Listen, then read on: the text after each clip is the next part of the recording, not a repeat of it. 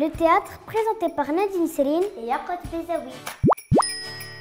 Bonjour tout le monde. J'ai toujours rêvé d'être une actrice. C'est un métier passionnant, amusant et loin de la monotonie. C'est un métier qui permet de s'épanouir.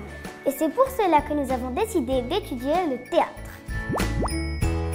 Qu'est-ce qu'une pièce de théâtre? Il s'agit d'une mise en scène de plusieurs situations fictives au travers de différents éléments scéniques, d'acteurs et de décors, et selon ce qui est établi par le texte de la pièce. Les types de pièces de théâtre.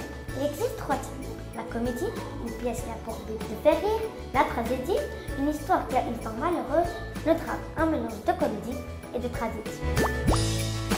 Le théâtre de pantomime, spectacle où l'artiste s'exprime uniquement par des gestes, des mimiques et des attitudes. Théâtre de marionnettes. Le spectacle de marionnettes est une forme de théâtre réalisée grâce à des marionnettes. Le marionnettiste est la personne qui crée des marionnettes et les fait mouvoir en leur prêtant sa voix. Acteur.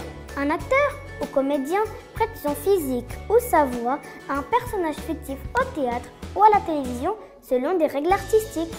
Où se jouent les pièces théâtrales? Les pièces théâtrales se jouent au théâtre où l'on trouve à l'intérieur les rideaux, la scène, les chaises, les coulisses, les loges. Et les rideaux s'ouvrent au début de la pièce théâtrale et se referment à la fin. Et les comédiens jouent sur une scène en bois appelée aussi une planche ou un plateau.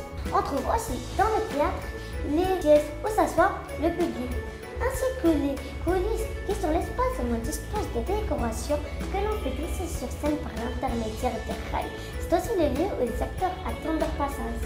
Les loges sont des espaces dans lesquels les acteurs se préparent, se maquillent, se coiffent, s'habillent et parfois même ils répètent leur scénario. Les exigences du métier d'acteur. L'acteur doit créer un personnage à l'aide de son corps, sa voix, ses expressions faciales.